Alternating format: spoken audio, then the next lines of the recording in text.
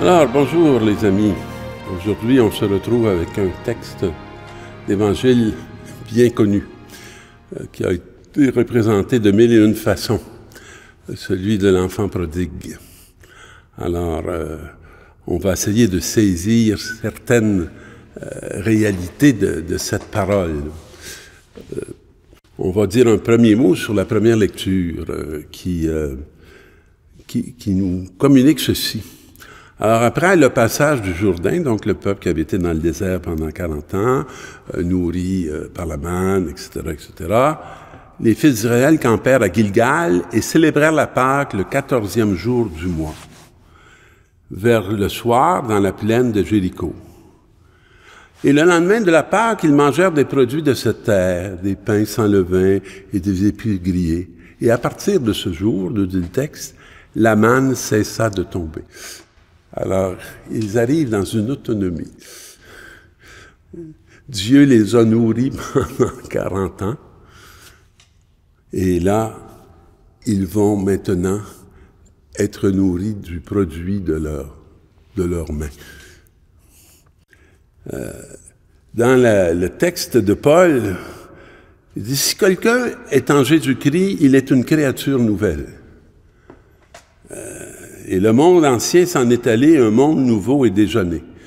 Pendant ce carême, on a ça dans le chant du carême. Un monde a disparu, un autre monde est né depuis qu'il est venu. Ben oui, Jésus est venu. C'est un fait historique, attesté par de mille et une façons. Mais est-ce qu'il est venu dans nos vies? Ça, c'est une autre réalité. Est-ce qu'on l'a laissé entrer?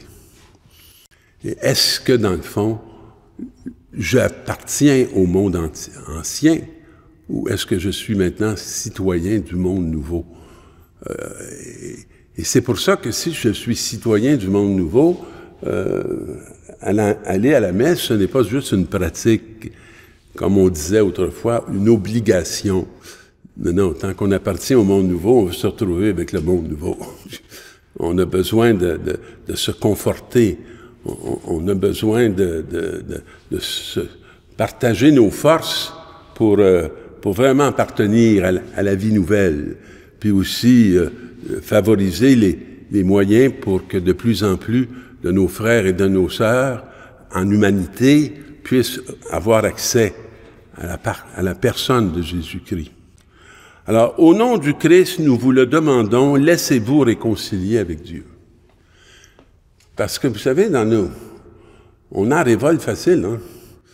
Puis très, très facilement, on va rendre Dieu responsable du mal. Et on se trompe. Et dans une attitude de fermeture, on ne peut pas recevoir la grâce qui nous est donnée en plus, gratuitement. Alors, laissez-vous réconcilier avec Dieu. Celui qui n'a pas connu le péché, Dieu l'a pour nous identifié au péché des hommes, afin que grâce à lui, nous soyons identifiés à la justice de Dieu. Ça vaut la peine de méditer sur cette phrase. D'ailleurs, l'Évangile le fait. On va regarder l'Évangile. Alors, je m'arrête toujours sur l'introduction du texte de Luc. Les publicains et les pécheurs venaient tous à Jésus pour l'écouter. Les pharisiens et les scribes récriminaient contre lui. Alors là, on a deux attitudes fondamentales. Un l'écoute, l'autre la murmure. Est-ce qu'on appartient à l'écoute ou on appartient au murmure? Et dans cette page d'Évangile, ce qui est étonnant, c'est que c'est les publicains puis les pécheurs qui écoutent. Alors que les scribes et les pharisiens, qui sont des hommes de Dieu, ils murmurent. Alors, pas pour rien qu'ils ont donné cette introduction. Alors, Jésus va faire la parabole de l'enfant prodigue. Et à qui elle s'adresse? Ben, elle s'adresse particulièrement aux scribes et aux pharisiens qui murmurent. Fils aîné. Alors, Et là, il nous dit, Père, un homme avait 2 fils. Puis le plus jeune disait à son père, donne-moi la part d'héritage qui me revient. Laisse-moi faire ma vie comme je l'entends. Et ce qu'il y a d'étonnant, ben, c'est que le père fit le partage de ses biens. Et aussitôt que le fils reçoit son héritage, il part vers un pays lointain. Et ce pays lointain, il n'est pas nommé. On ne sait pas c'est où. Alors moi, j'appelle ça, il s'en va dans un pays pas de père. Sans père, sans gratuité, sans amour. Il s'en va là. Et puis là, ben, quand il eut tout dépensé l'héritage, ben, il a commencé à expérimenter la famine. Puis, une grande famine survint dans cette région, il commença à se trouver dans la misère. Il alla s'embaucher chez un homme du pays. C'est intéressant parce qu'il n'y a pas de nom. C'est n'importe qui. Puis, lui qui s'était détaché, là, il devient un travailleur pour un homme du pays sans père où il se trouve. Et celui-ci l'envoya dans ses champs garder les porcs. C'est une image. Le porc est un animal impur. Alors, dans le fond, il est au service des cochons. Fait que j'aime autant pas trop vous développer ça avec des images actuelles et possibles, là, mais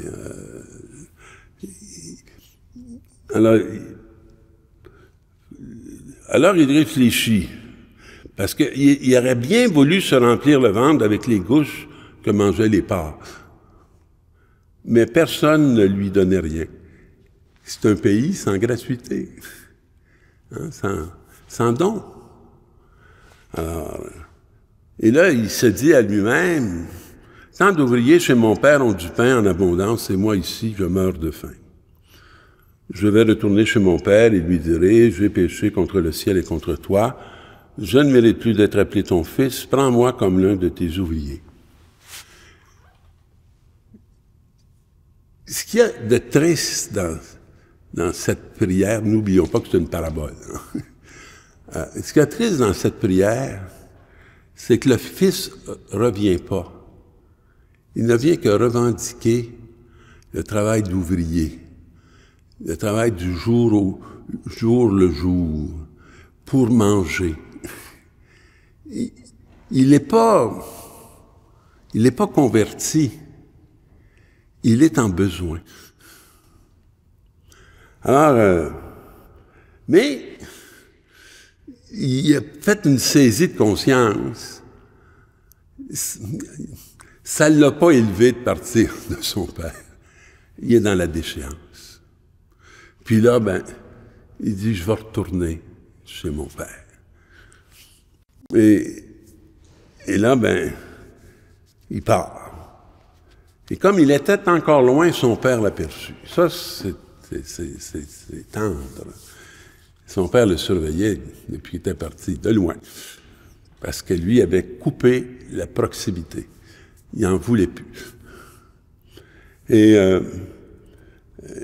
fut saisi de pitié. C'est une expression qui revient dans l'Évangile de Luc, là, à différents moments dans les Évangiles.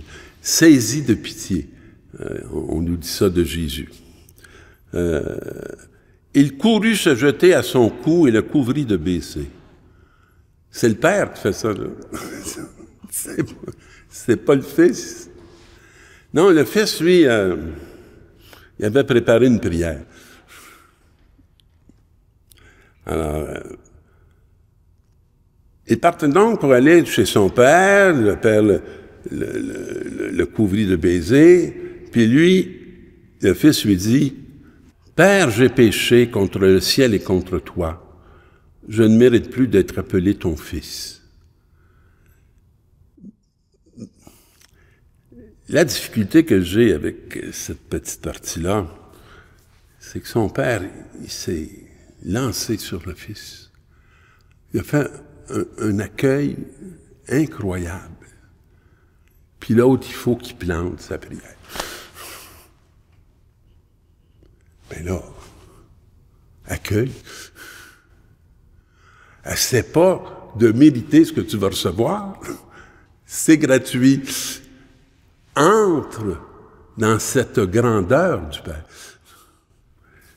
Mais dans la prière qu'il avait préparée, il ne peut pas aller jusqu'au bout, parce que le Père l'arrête. Hein? Alors, c'est quoi le bout qui vient pas à bout de passer? On va regarder.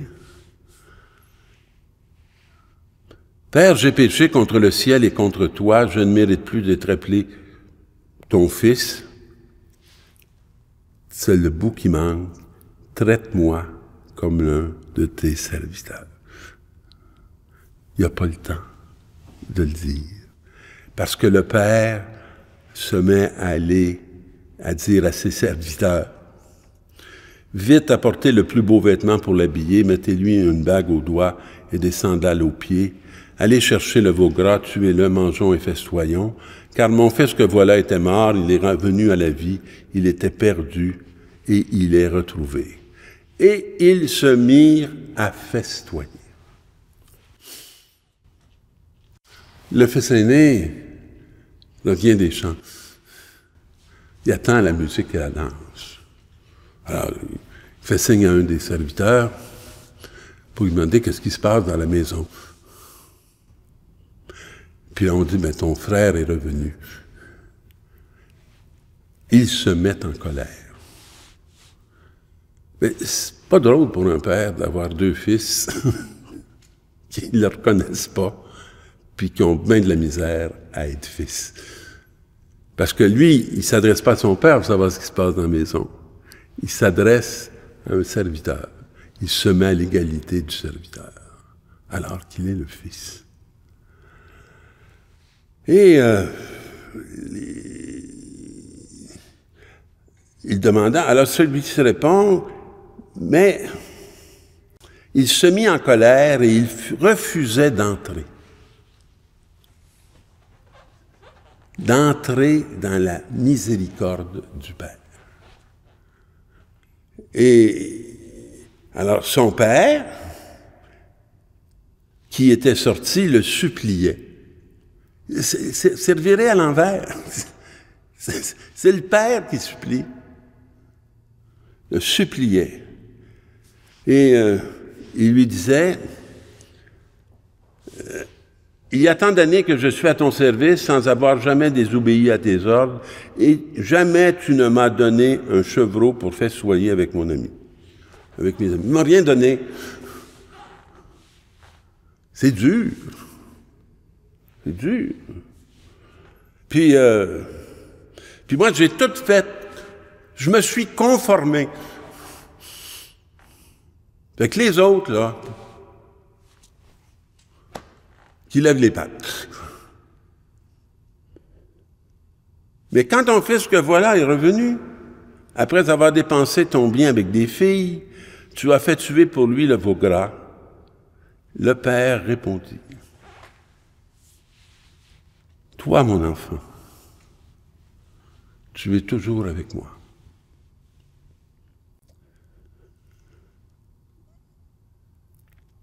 Et tout ce qui est à moi est à toi. Il fallait bien festoyer et se réjouir, car ton frère que voilà était mort,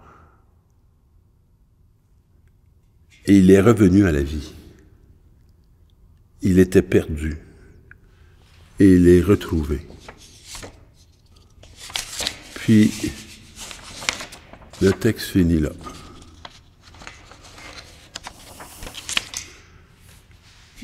Savez-vous qu'est-ce qui manque? La réponse du fils aîné. On ne le sait pas. Y vas-tu entrer ou il n'entrera pas? Et cette réponse, elle appartient à chacun de nous. Quelle réponse nous donnons au Père par rapport à nos frères pécheurs qui sont accueillis dans sa miséricorde, croyant que nous n'en avions pas besoin. Alors le fils aîné qui est là, parce qu'au début du texte, on a vu que Jésus s'adressait particulièrement aux scribes et aux pharisiens. Quelle réponse vont-ils donner à Jésus, lui qui est venu pour apporter la miséricorde et donner aux pécheurs une grâce d'accès à l'amour infini du Père? Que nous soyons de ceux qui acceptent la fête pour que la joie de Dieu soit complète. Bonne semaine.